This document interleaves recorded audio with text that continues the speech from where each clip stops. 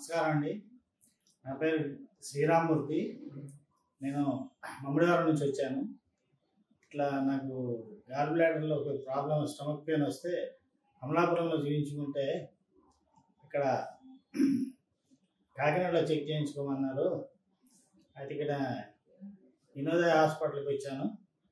Doctor Rammohan Rao గారు check చేసి నీకు ఈ గాల్ బ్లాడర్లో స్టోన్స్ వచ్చాయి, దానికి ఆపరేషన్ పడుతుందని చెప్పారు. చెప్పిన సాయంత్రం వరకు ఆయన టెస్ట్ చేసి నాకు రాత్రి ఆపరేషన్ చేశారు. మళ్ళా నన్ను నడిపించారు.